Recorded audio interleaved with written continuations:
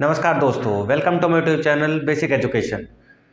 तो दोस्तों, आज का जो हमारा टॉपिक होगा, देखिए हम पहले से पॉलिटी पढ़ रहे हैं। लगभग हम 3 महीने से पॉलिटी पढ़ रहे हैं और पॉलिटी के लगभग आपके 40 लेक्चर के आसपास हो गए हैं। तो पॉलिटी ख़त्म ही होने जा रहा है।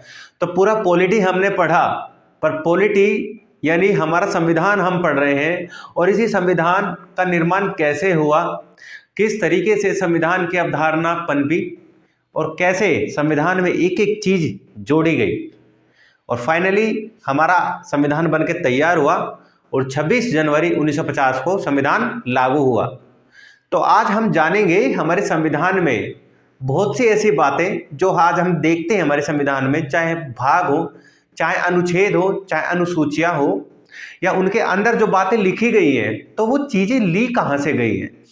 इन्हीं चीजों के बारे में समझेंगे और जानेंगे हमारे संविधान का इतिहास यानी बैकग्राउंड ऑफ कॉन्स्टिट्यूशन, यानी हमारे संविधान का बैकग्राउंड क्या है, हमारे संविधान का इतिहास क्या है, किस तरीके से हमारा संविधान बना।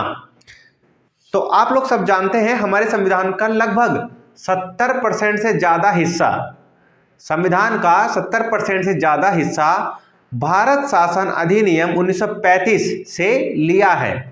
याद रखिएगा बच्चों, आपके सामने अगर क्वेश्चन आ जाए कि हमारे संविधान का कितना परसेंट हिस्सा या 70% से ज्यादा हिस्सा कहां से लिया गया है, तो हमारे संविधान में लगभग 70% से ज्यादा हिस्सा भारत शासन अधिनियम 1935 में जो लागू हुआ था तब से लिया है।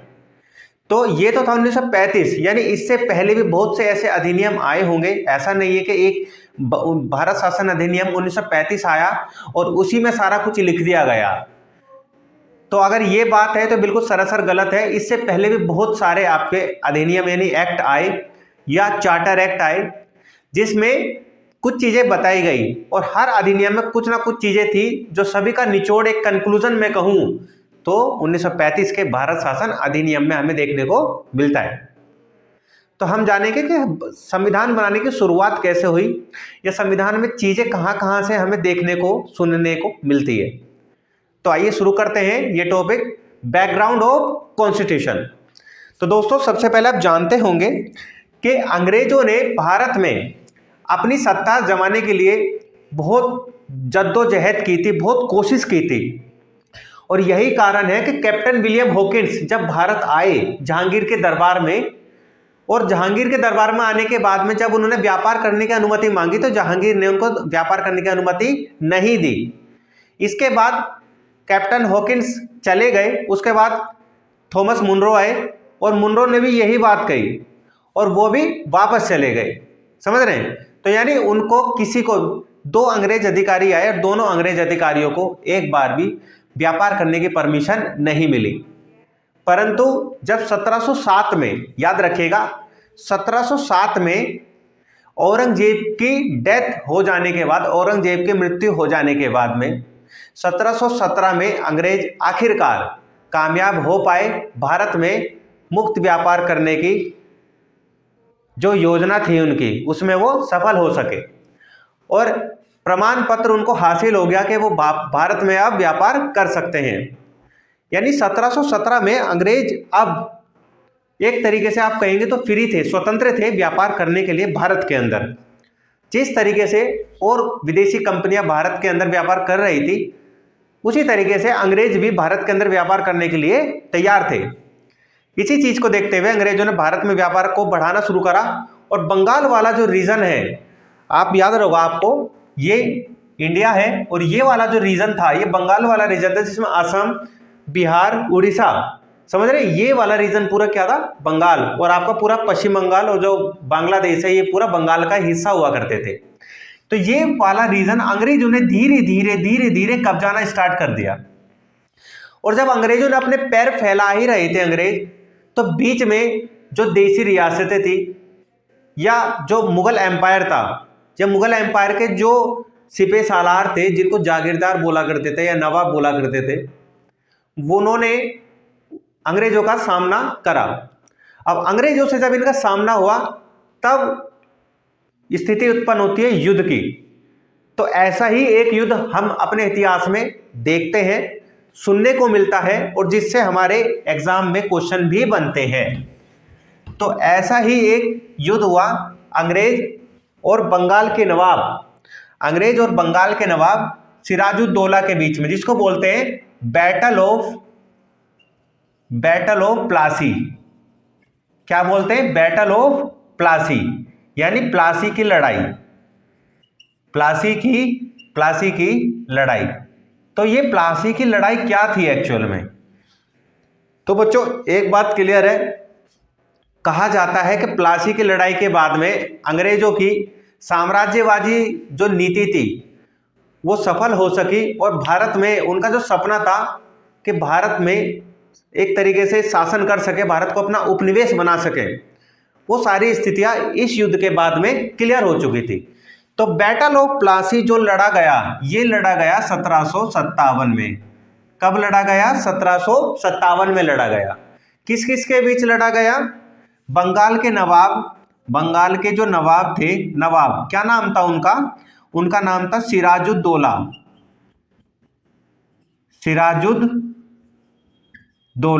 सिराजुद्दौला वर्सेस यानी इनके अपोजिट में कौन खड़ा था? तो इनके अपोजिट में खड़े थे अंग्रेज। कौन खड़े थे? अंग्रेज खड़े थे। तो अंग्रेजों की तरफ से कौन उनकी सेना को, उनका सेना का नेतृत्व कर रहा था? तो अंग्रेजी की ओर से थे रॉबर्ट क्लाइव। याद रखिएगा कौन थे? रॉबर्ट क्लाइव थे अंग्रेजों की ओर से। और बंगाल की तरफ से कौन थे? बंगाल के नवाब सिराजुद्दौला। अब आप लोगों को एक बात जान के बड़ी हैरानी होगी मेरे बच्चों कि इस लड़ाई में पलड़ा जो था वो सिराजुद्दौला का भारी था, परंतु फिर भी रॉबर्ट क्लाइव यानी अंग्रेज फिर भी युद्ध जीत गए। अब कैसे जीते?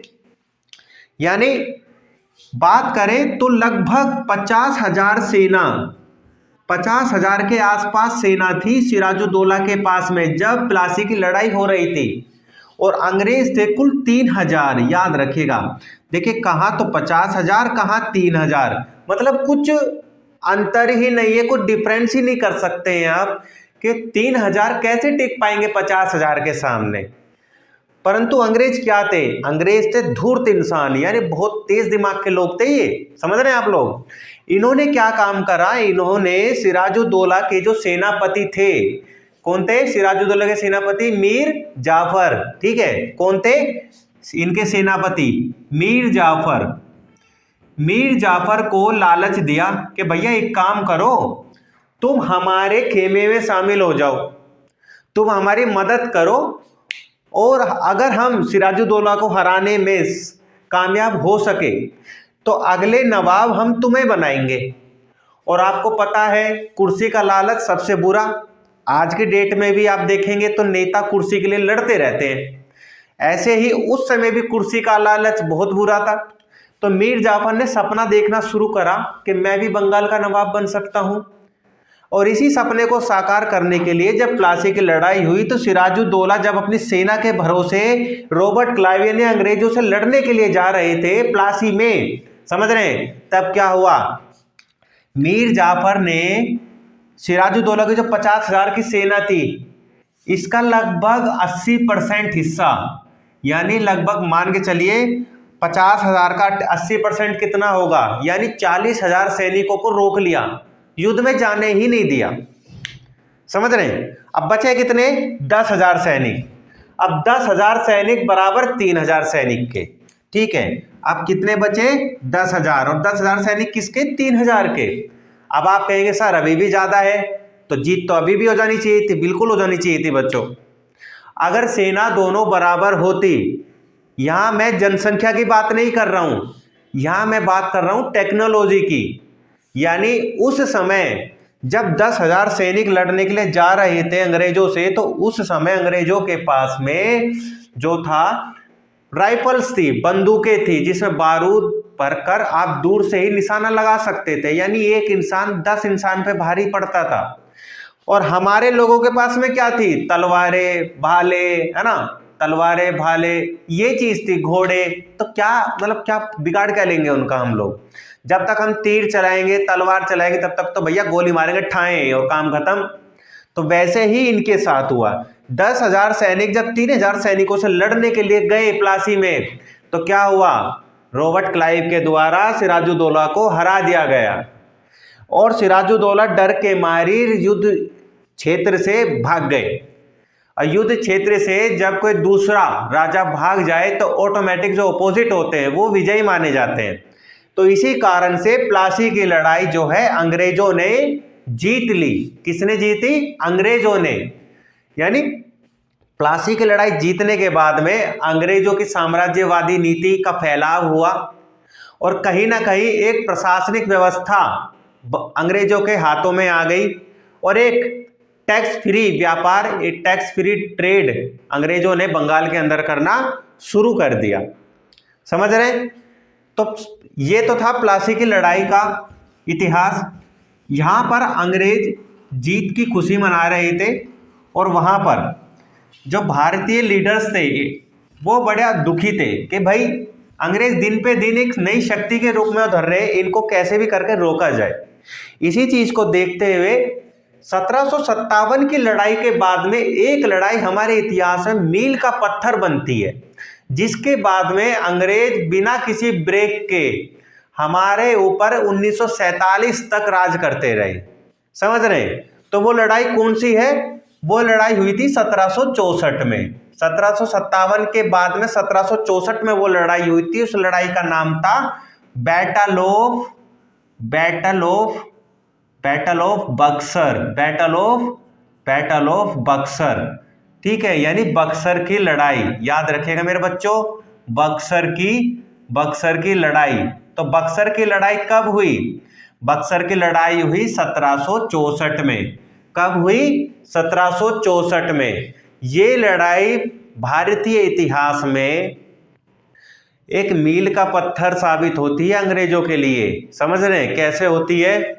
एक तरफ तो थे अंग्रेज, समझ रहे हैं, एक तरफ कौन थे? अंग्रेज। और अंग्रेजों की सेना का सेनापति कौन था? अंग्रेजों की सेना का सेनापति था हेक्टर मुनरो। क्या नाम था उसका? Hector Munro. हेक्टर मुनरो अंग्रेजों की तरफ से लड़ रहे थे। तो बच्चों भारत की तरफ से, भारतीय सेना की तरफ से कौन कौन थे? तो आप यकीन नहीं मानोगे, भारत की तरफ से सबसे पहले जो थे वो थे शाह आलम सेकंड नंबर 1। जो कौन थे? ये थे मुगल बादशाह। कौन थे ये? ये थे मुगल बादशाह। ठीक है, मुगल बादशाह थे शाह आलम सेकंड उस समय। उसके बाद में दूसरे नंबर पे कौन थे लड़ाई के लिए? दूसरे नंबर पे थे अवध के नवाब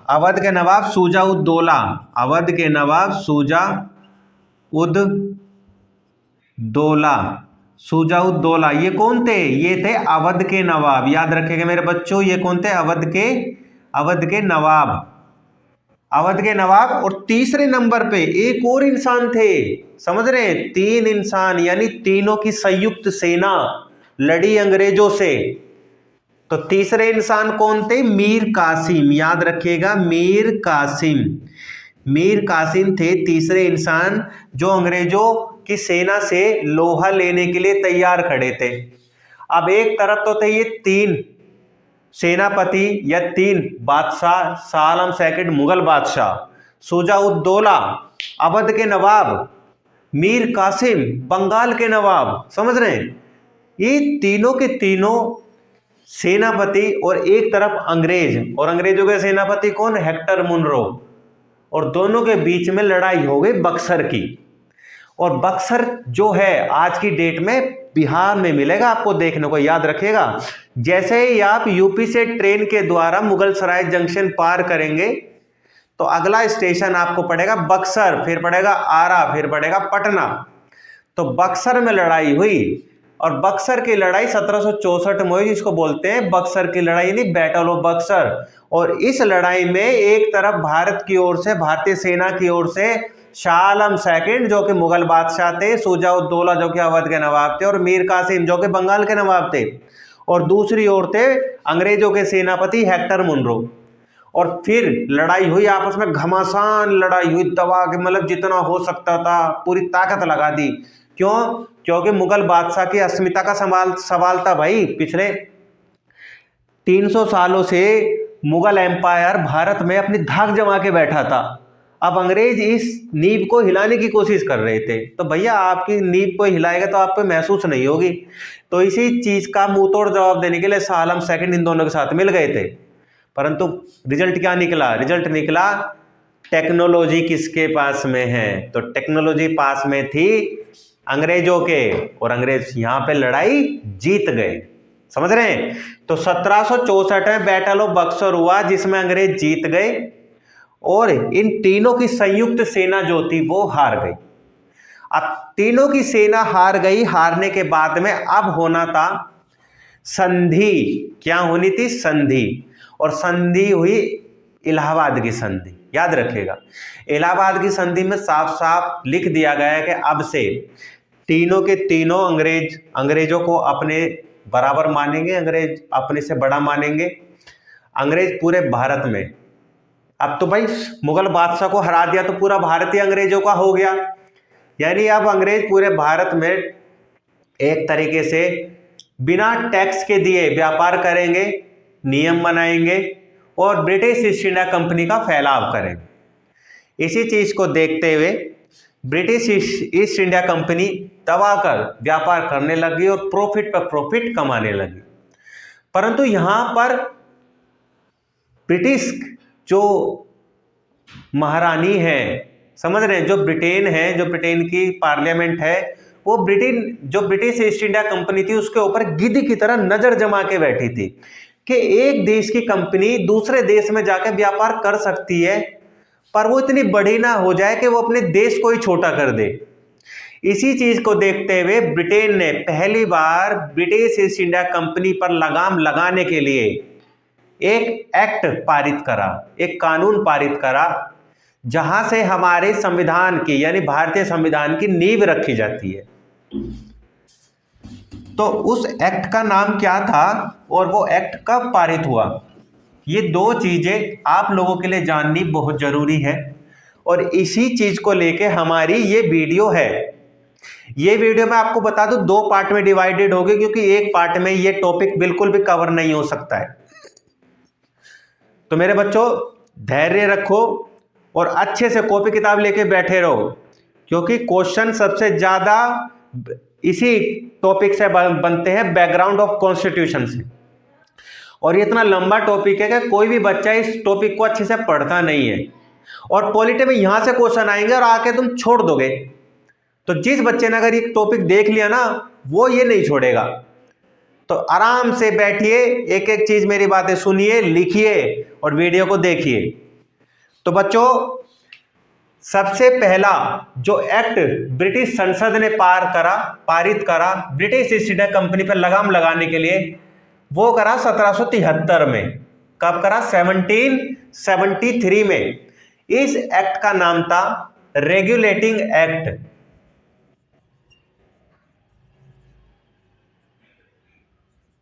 रेगुलेटिंग एक्ट।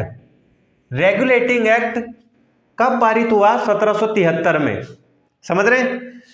कब पारित हुआ? 1773 में। ब्रिटिश ईस्ट इंडिया कंपनी ने पहली बार पारित करा, ठीक है, यानी ब्रिटेन ने पारित करा ब्रिटिश ईस्ट इंडिया कंपनी पर लगाम लगाने के लिए। तो इसके अंदर सब पॉइंट्स क्या क्या हो सकते हैं? पहला पॉइंट क्या था इसके अंदर? पहला पॉइंट तो यही था कि बंगाल का जो गवर्नर हुआ करता था, अब उसका नाम चेंज कर उसका नाम बना दिया बंगाल का गवर्नर जनरल। अब से बंगाल के गवर्नर को बंगाल का गवर्नर जनरल कहा जाने लगा। दूसरा क्या प्रोविजन हुआ? बोर्ड ऑफ डायरेक्टर का पद बनाया गया, ठीक है। यानी ब्रिटिश ईस्ट इंडिया कंपनी है तो कोई एक इंसान रन नहीं करेगा, इसके अंदर बहुत सारे लोग होने चाहिए जो बहुमत के आधार पर डिसीजन ले। इसी कारण से बोर्ड ऑफ डायरेक्टर का पद बनाया गया। इसके बाद में बंगाल में एक सुप्रीम कोर्ट की स्थापना की गई। याद रखिएगा क्या करी गई, बंगाल के अंदर एक सुप्रीम कोर्ट की स्थापना की गई और इस सुप्रीम कोर्ट का ज्यूरिडिक्शन एरिया पूरे भारत, जहां जहां अंग्रेजों की कॉलोनियां थी वहां तक था। और ये कोर्ट भारतीय और प्लस अंग्रेज दोनों के मुकदमे सुन सकता था और सजाएं सुना सकता था। समझ रहे? तो इस सुप्रीम कोर्ट के जो पहले जज बने या सीजेआई बने, चीफ जस्टिस ऑफ इंडिया जिसको बोलते हैं, तो उस समय होंगे चीफ जस्टिस ऑफ बंगाल। तो चीफ जस्टिस ऑफ बंगाल कौन बने? तो उनका नाम था एलिजा एम्फे। याद रखिएगा बच्चों, एलिजा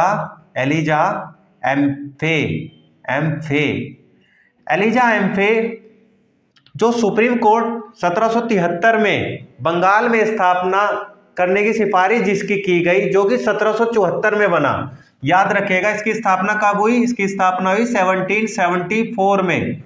सिफारिश की गई थी 73 में, पर स्थापना हुई 1774 में। इसके पहले जज बने एलिजा एम्फे। कौन बने? एलिजा एम्फे। इसके बाद नेक्स्ट पाबंदी क्या लगाई गई? ब्रिटिश ईस्ट इंडिया कंपनी के ऊपर। तो जो ब्रिटिश ईस्ट इंडिया कंपनी के जो ऑफिसर्स थे उनके, वो कुछ प्राइवेट बिजनेस करते थे। तो ब्रिटिश ईस्ट इंडिया कंपनी के ऑफिसर जो अधिकारी थे, तो प्राइवेट बिजनेस पर रोक लगा दी गई। क्या कर दी गई? रोक लगा दी गई। प्राइवेट बिजनेस पर अब ब्रिटिश ईस्ट इंडिया कंपनी के द्वारा रोक लगा दी गई। इसके बाद में और क्या था? यानी ब्रिटेन ने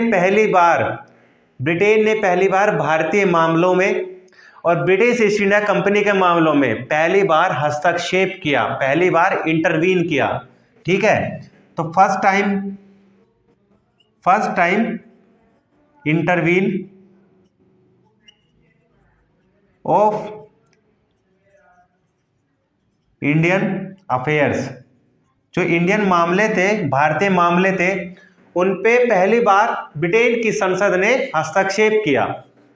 तो ये तो था 1773 में जो रेगुलेटिंग एक्ट आया था।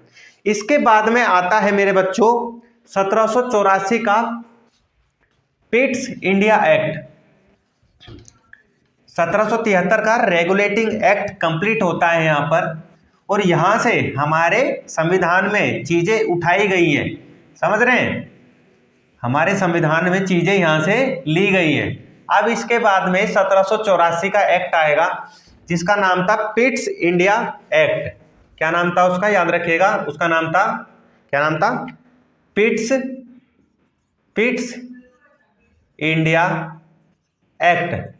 पिट्स इंडिया एक्ट जो कि 1784 में भारत में पेश हुआ, या भारत में ब्रिटिश ईस्ट इंडिया कंपनी के लिए, भारतीयों के लिए पेश किया गया। तो पिट्स इंडिया एक्ट में ऐसी क्या बातें बताई गई थी जो 1773 के रेगुलेटिंग एक्ट से थोड़ा अलग थी? तो बच्चों मैं आपको बता दूं, पिट्स इंडिया एक्ट में सबसे पहला जो प्रोविजन हुआ था वो तो यही था कि जो सुप्रीम कोर्ट था ना, जो 1773 में जिसकी सिफारिश की थी, 1774 में बनाया गया था, अब उसका जो ज्यूरिडिक्शन एरिया था उसको समाप्त कर दिया। यानी जो सुप्रीम कोर्ट है वो तो रहेगा ही रहेगा भारत के अंदर, परंतु जो उसका ज्यूरिडिक्शन एरिया है उसको क्या करा? ज्यूरिडिक्शन को घटा दिया और किसके लिए रख दिया? सिर्फ इंडियंस के लिए। यानी जो सुप्रीम कोर्ट बंगाल में बना था, अब वो सिर्फ और सिर्फ भारतीय मामलों पर ही सुनवाई कर सकता है और भारतीयों पर सुनवाई कर सकता है। यानी अंग्रेजों पर सुनवाई करने का अधिकार इस सुप्रीम कोर्ट से ले लिया गया था। यानी अब ब्रिटेन में एक नया कोर्ट बनाया गया था और उसमें जो अंग्रेज अधिकारी जो भारत में थे, ब्रिटिश ईस्ट इंडिया कंपनी के अंडर में कार्य कर रहे थे, उनके खिलाफ अगर कोई भी मुकदमा दायर किया जाता है तो अब से वो मुकदमा भारत के सुप्रीम कोर्ट यानी बंगाल के सुप्रीम कोर्ट के द्वारा नहीं सुना जाएगा। अब उस मामला कहाँ सुना जाएगा?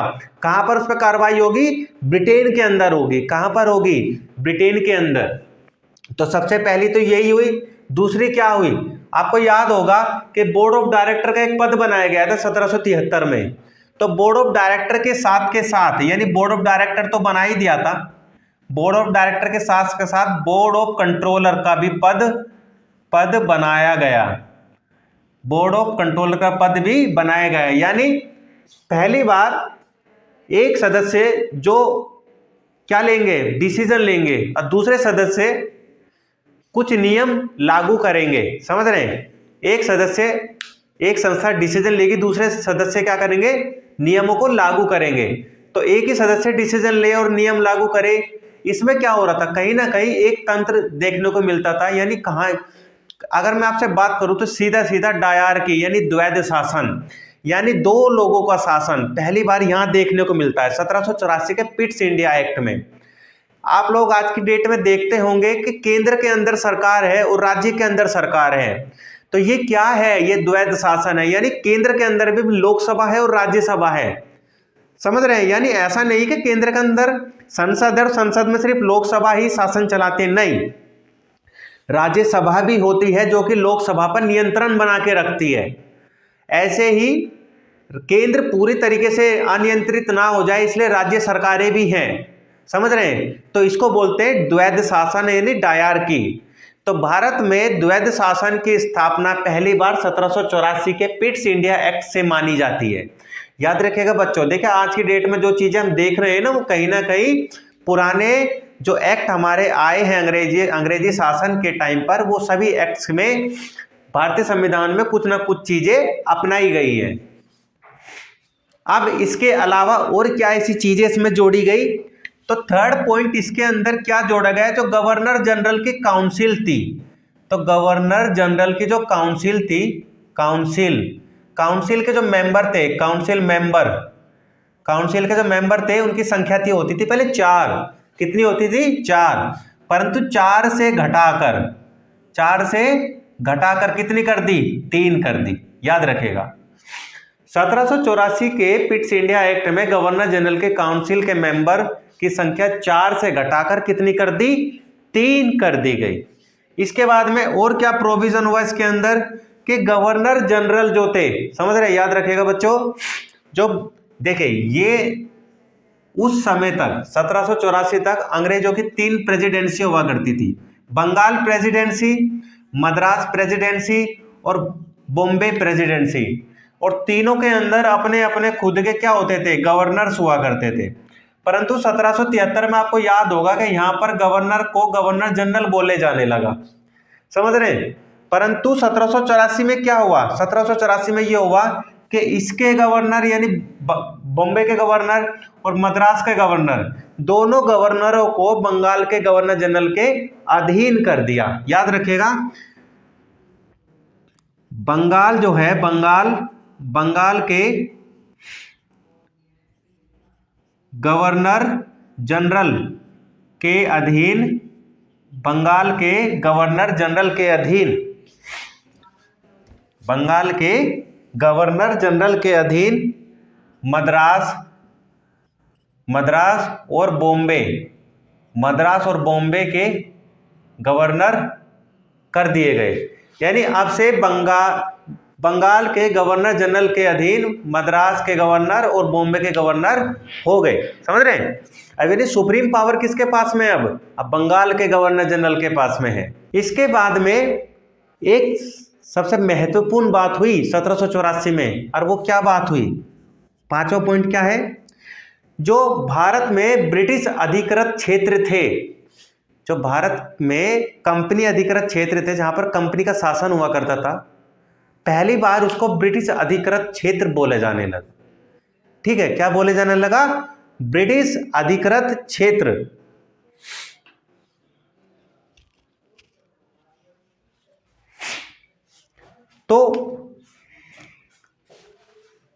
तो मैं आपको बता दूं, पहली बार जो कंपनी अधिकृत क्षेत्र थे भारत के अंदर, कंपनी अधिकृत क्षेत्र थे भारत के अंदर, उनको ब्रिटिश अधिकृत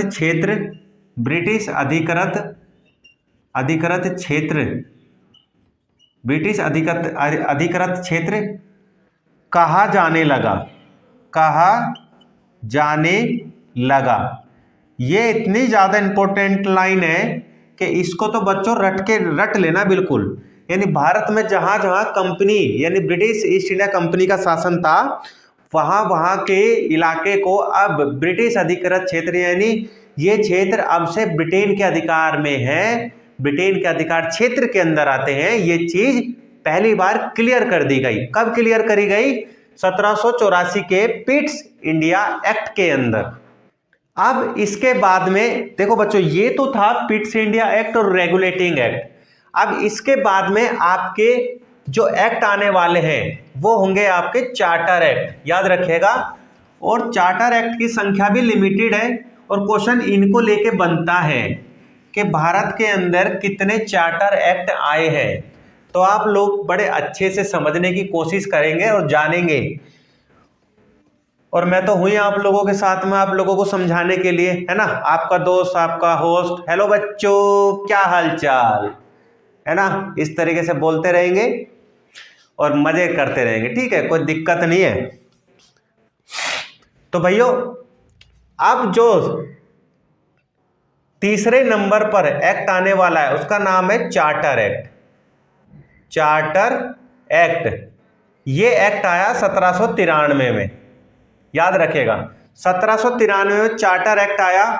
इसके अंदर कुछ खास बात नहीं थी, एक मेन पॉइंट था और वो पॉइंट आपको याद होना चाहिए। और वो मेन पॉइंट सिर्फ इतना था कि जो ब्रिटिश ईस्ट इंडिया कंपनी थी, ब्रिटिश ईस्ट इंडिया कंपनी, उसका जो अधिकार क्षेत्र था भारत के अंदर या व्यापार करने का अधिकार क्षेत्र, अधिकार क्षेत्र किसका?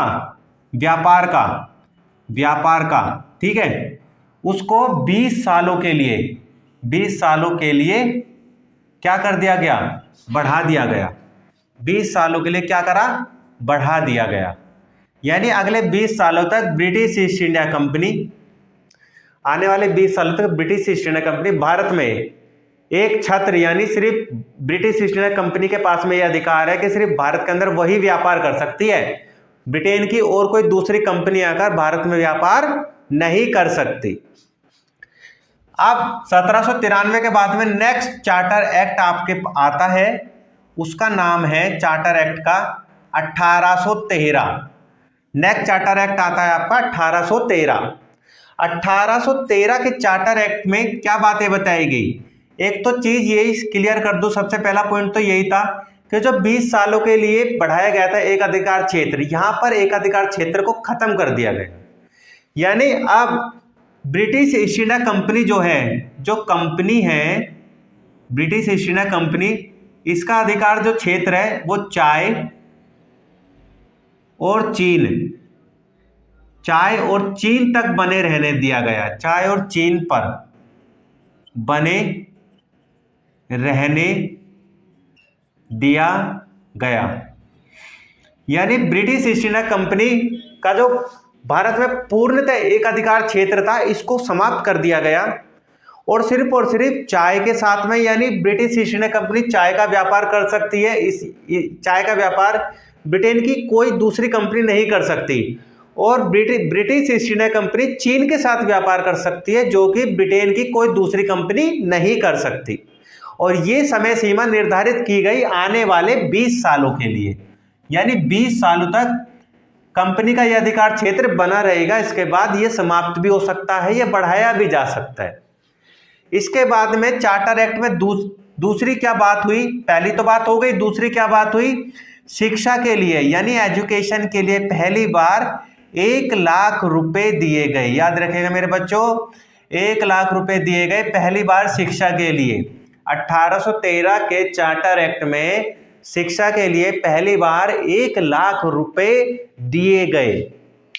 इसके बाद में नेक्स्ट पॉइंट क्या हो सकता है आप लोगों का? इसके बाद में नेक्स्ट पॉइंट सबसे ज्यादा इंपॉर्टेंट है, ठीक है, याद रखिएगा। थोड़ी टेक्निकल लाइन है पर क्या करें, समझना जरूरी है, क्योंकि यहां से क्वेश्चन बनेंगे हमारे और हमारा संविधान भी यहां से ही बनने वाला है। तो इसके बाद में जो नेक्स्ट पॉइंट है वो क्या है? पहली बार जो ब्रिटिश राज था, ब्रिटिश राज यानी ब्रिटेन की संवैधानिक स्थिति को पहली बार परिभाषित किया गया। तो ब्रिटेन की ब्रिटेन की संवैधानिक स्थिति को पहली बार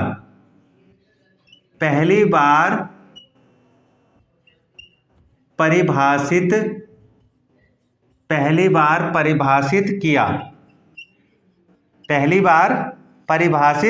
किया। ये लाइन इतनी ज्यादा इंपॉर्टेंट है ना बच्चों, इनको तो आप एक काम कर लेना, कुछ अलग पेन से लिख लेना या अंडरलाइन कर लेना मार्कर से कि ब्रिटेन की संवैधानिक स्थिति को पहली बार कब परिभाषित किया। अभी ऐसी लाइन है कि बच्चे इसको पढ़ेंगे नहीं, छोड़ देंगे, और एग्जामिनर यहां से क्वेश्चन बनाएगा और फिर आपका छूट जाएगा, तो आप याद रखिएगा। तो ये तो था आपका 1813 का चार्टर एक्ट। इसके बाद में आपका आता है 1833 का चार्टर एक्ट। ठीक है, इसके बाद में क्या आता है आपका 1833 का चार्टर एक्ट। अब 1833 के चार्टर एक्ट में ऐसी क्या बात थी, तो बच्चों बहुत ज्यादा इंपॉर्टेंट है 1833 का चार्टर एक्ट। नहीं याद हुआ तो नैया डूब जाएगी तुम्हारी। 1833 का चार्टर एक्ट जो है आपका 1833 चार्टर एक्ट क्या बोलता है, ये 1833 का चार्टर एक्ट सीधे एक बात बोलता है कि अब से जो बंगाल का गवर्नर जनरल था,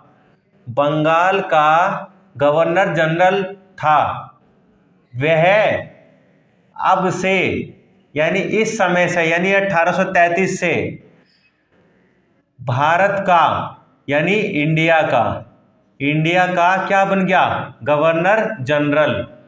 इंडिया का गवर्नर जनरल बन गया। यानी 1833 के चार्टर एक्ट में ये बात क्लियर कर दी गई कि बंगाल का गवर्नर जनरल का जो पद है अब से उसका नामकरण चेंज करके उसका नया नाम क्या बनाया गया, क्या रखा गया, भारत का गवर्नर जनरल। तो भारत के पहले गवर्नर जनरल कौन बने भारत के पहले governor general? Lord William Bentinck Bharat के पहले गवर्नर जनरल बने। तो ये पहला और सबसे इंपॉर्टेंट पॉइंट था। ठीक है, लॉर्ड गवर्नर जनरल भारत के क्या बने, पहले गवर्नर जनरल बने। जिन्होंने क्या काम करा था, बहुत काम करा इन्होंने, याद रखिएगा। एक तो सती प्रथा का अंत इन्होंने करा, दूसरा क्या काम करा, बाल विवाह को रोका इन्होंने। ठीक है, सती प्रथा का अंत करा, बाल विवाह को रोका, दास प्रथा के लिए इन्होंने कानून बनाए कि दास प्रथा को रोका जाए। इसके बाद में और क्या हुआ, और दूसरे पॉइंट्स क्या हो सकते हैं 1833 के चार्टर एक्ट में? तो आप याद करिए, ब्रिटिश ईस्ट इंडिया कंपनी के ऊपर कुछ पाबंदियां लगाई जा रही थी धीरे धीरे, और यहाँ पर पूरी खत्म कर दी, पकड़ ली।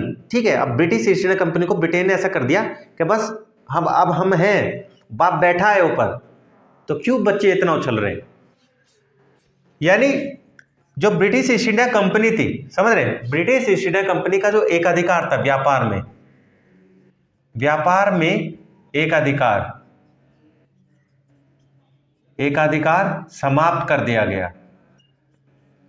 व्यापार में एकाधिकार समाप्त, यानी ब्रिटिश ईस्ट इंडिया कंपनी का व्यापार में एकाधिकार कब समाप्त हुआ, तो 1833 के चार्टर एक्ट में ब्रिटिश ईस्ट इंडिया कंपनी में का भारत में व्यापार का एकाधिकार समाप्त कर दिया गया। इसके बाद में नेक्स्ट अमेंडमेंट या नेक्स्ट पॉइंट क्या इसके अंदर जोड़ा गया, तो आपको याद होगा कि गवर्नर जनरल की काउंसिल में जो मेंबर थे 4 से घटाकर 3 कर दिए गए थे, परंतु अब इस एक्ट में फिर से 4 कर दिए गए, याद रखिएगा। 1784 में जो गवर्नर जनरल की काउंसिल थी, उसके मेंबर जो थे, काउंसिल जो थी उसकी काउंसिल की संख्या 4 से घटाकर 3 करी गई थी 1784 में, और फिर से 1833 के चार्टर एक्ट में फिर से 3 से बढ़ाकर 4 कर दी गई। यानी चौथा सदस्य कौन जोड़ा गया, सबसे बड़ा क्वेश्चन। तो चौथा सदस्य जोड़ा गया लो मेंबर।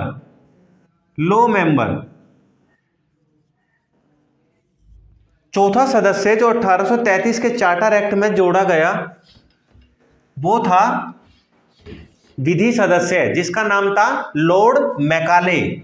लॉ मेंबर, जिसका नाम क्या था, लॉर्ड मैकाले। ठीक है, क्या नाम था, लॉर्ड मैकाले। लॉर्ड मैकाले वो सदस्य थे जो भारत में 1833 के चार्टर एक्ट में गवर्नर जनरल की काउंसिल के चौथे सदस्य बने। और चौथे कौन से सदस्य बने, विधि सदस्य। और ये वही मैकाले हैं जिन्होंने 1860 में आईपीसी यानी भारतीय दंड संहिता लिखी है, याद रखेगा आप। तो लॉर्ड मैकाले जो कि एक विधि सदस्य थे, 1833 के चार्टर एक्ट में जोड़ दिए गए। इसके बाद में और क्या काम करा गया, इसी चार्टर एक्ट में जो अंग्रेज थे, जो अंग्रेज थे, उनको फ्रीली भारत में बसने की स्वतंत्रता मिल गई। यानी अब ब्रिटेन से कोई भी भारत के अंदर आ सकता है, बिना किसी वीजा के भारत में रह सकता है, बस सकता है, नौकरी कर सकता है। ये सारी सुविधा, ये सारी फ्रीडम 1833 के चार्टर एक्ट से मिल गई अंग्रेजों को।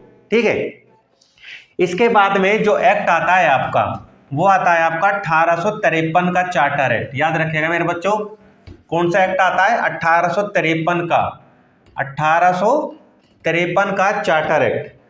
वो क्या बोलता है, 1853 का चार्टर एक्ट क्या बोलता है, 1853 के चार्टर एक्ट में याद रखिएगा सबसे पहले क्या बात होने वाली है।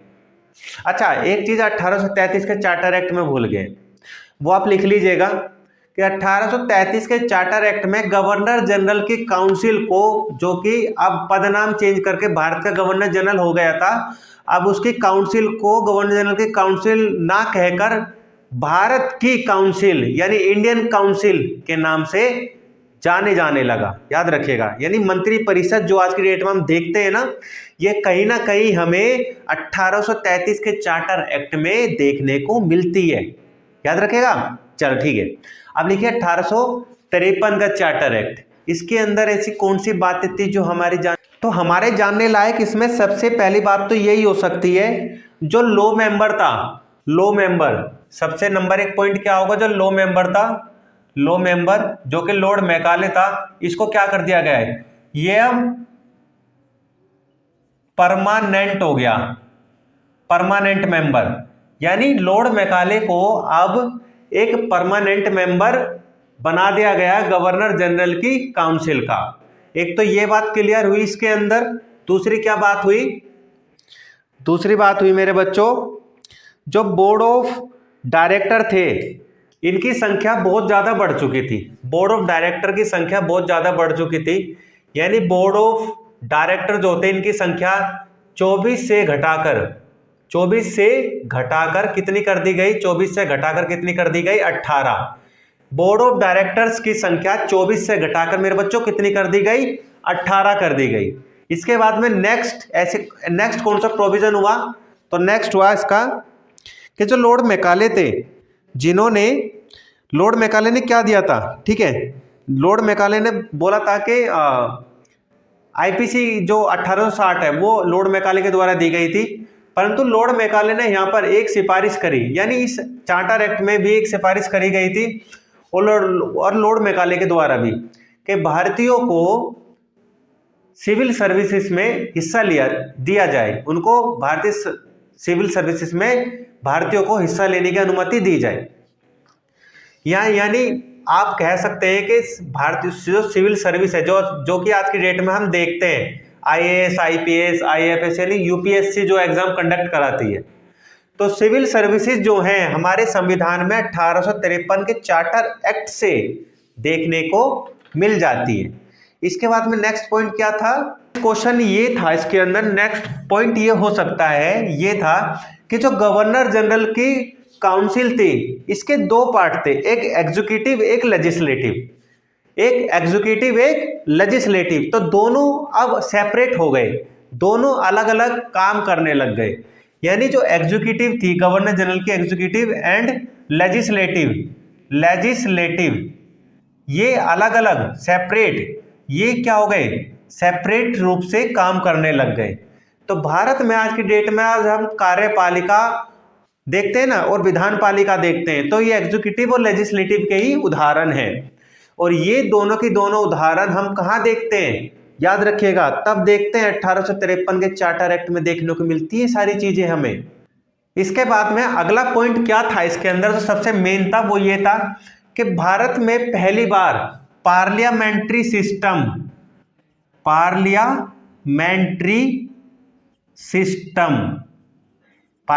सिस्टम यानी संसदीय व्यवस्था। तो भारत के अंदर पहली बार संसदीय व्यवस्था यानी पार्लियामेंट्री सिस्टम देखने को मिलता है। तो भारत के अंदर संसदीय व्यवस्था जो आज की डेट में हम देखते हैं ना, जिसके अंदर 2 सदन होते हैं, लोकसभा या राज्यसभा, वो पार्लियामेंट्री सिस्टम हमें यहाँ से देखने को मिल रहा है 1853 के चार्टर एक्ट से, और यहाँ से हमने चीजें उठाई है पार्लियामेंट्री सिस्टम वाली। के बाद में अंतिम पॉइंट ये है इसके अंदर कि जो भारत के अंदर आज के डेट में हम देखते हैं ना लोकल गवर्नमेंट देखते हैं, जैसे स्थानीय शासन जिसको बोल देते हैं, जैसे आपके नगर पालिका के चुनाव होते हैं, पंचायत चुनाव होते हैं। तो ये जो नगर पालिका का चुनाव यानी लोकल गवर्नमेंट है, ये कहाँ पे देखने को मिलता है हमें, तो जो चार्टर एक्ट 1853 का चार्टर एक्ट था, इसके अंदर लोकल गवर्नमेंट जो थी उसका कंसेप्ट जो है हमें 1853 के चार्टर एक्ट में देखने को मिलता है। मद्रास बम्बई की जो प्रेसिडेंसिया थी, वहाँ के जो स्थानीय शासन थे, वहाँ पर सरकारों की स्थापना करी गई, और वो करी गई 1853 के चार्टर एक्ट में, यानी लोकल गवर्नमेंट का कंसेप्ट हमें 1853 के चार्टर एक्ट से मिलता है। और ये लोकल गवर्नमेंट हमारे संविधान में 73 और 74 संविधान 73 और 74 कॉन्स्टिट्यूशन अमेंडमेंट 1992 के द्वारा हमारे कॉन्स्टिट्यूशन में ऐड की गई थी। तो बच्चों ये तो था 1853 का चार्टर एक्ट। और 1857 में आपको सबको पता है कि भारत के अंदर सिपाही विद्रोह हुआ था। 1857 का विद्रोह हुआ था, जिसको सिपाही म्यूटिनी बोलते हैं, ठीक है, या सैनिक विद्रोह भी बोलते हैं, या भारत का पहला स्वतंत्रता संग्राम भी बोलते हैं।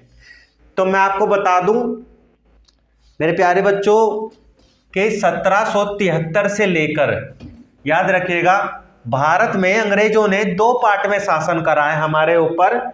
एक तो 1773 से स्टार्ट करके 1853 तक का मैं मान सकता हूं, ठीक है, 1857 में लड़ाई हो गई थी। और इसके बाद में 1858 से लेकर और 1947 तक, यानी ये वाला जो शासन था ये था ब्रिटेन की British company, British east India company, यानी कंपनी का शासन भी बोल सकते हैं, ब्रिटिश कंपनी शासन। ब्रिटिश ईस्ट इंडिया कंपनी ने शासन करा 1773 से 1853 तक। इसके बाद में 1858 से 1947 तक ब्रिटेन ने डायरेक्ट शासन करा हमारे ऊपर, यानी आप इसको बोल सकते हैं क्राउन का शासन, यानी 2 भागों में हमारे ऊपर शासन करा। तो आज की वीडियो में बच्चों ब्रिटिश ईस्ट इंडिया कंपनी का शासन और उसमें लाए गए जितने भी एक्ट थे, कानून थे, उस पर हमने चर्चा करी। अगली वीडियो पे हम चर्चा करेंगे 1858 से लेकर 1947, और हम अपने संविधान को यहाँ पर समझेंगे बहुत अच्छे से, एक एक पॉइंट को समझेंगे। देखिए टाइम कितना लग जाए, वीडियो कितनी भी लंबी हो जाए, पर हमें एक एक पॉइंट समझना है, क्योंकि हमें पहली बार में सिलेक्शन लेना है। और हम सिलेक्शन तभी लेंगे बच्चों जब हम चीज़ों को एक एक पॉइंट को अच्छे से समझेंगे और बाबू सोना के ख्याल से दूर जाएंगे। जब तक आप एक ऐसा माहौल अपने आसपास नहीं तैयार कर सकते हैं जिसमें आपको सफलता मिल सके, तब तक आप अपने लक्ष्य से कोसों दूर हो। सफलता पानी है तो अपने आप को नियमित बनाइए, अपने अंदर, अपने जीवन के अंदर एक नियम लाइए, समझ रहे हैं, डिसिप्लिन लाइए। डिसिप्लिन ही इंसान को आधे से ज़्यादा कामयाब कर देता है। मेहनत सब करते हैं, परंतु जो बच्चा मेहनत डिसिप्लिन से करता है ना, वो इंसान जरूर सफल होता है, वो बच्चा हमेशा सफल जरूर होता है। और सरकारी नौकरी कोई बच्चों का खेल नहीं है कि आए और तुरंत मिल गए। सरकारी नौकरी के लिए परिश्रम चाहिए और कठिन परिश्रम चाहिए। 150 करोड़ जनता है भारत के अंदर आज की डेट में। अगर आपको सिलेक्शन चाहिए तो उस पर 150 करोड़ को पीछे छोड़ते हुए आपके अंदर ऐसी क्या स्पेशलिटी है जो आप सरकारी नौकरी ले लेंगे? तो अपनी अपनी स्पेशलिटी दिखाइए, अपने अंदर की काबिलियत दिखाइए और अपने आप को नियमित बनाइए। समझ रहे हैं? चलिए अब अगली वीडियो में आपसे मिलते हैं। नमस्कार।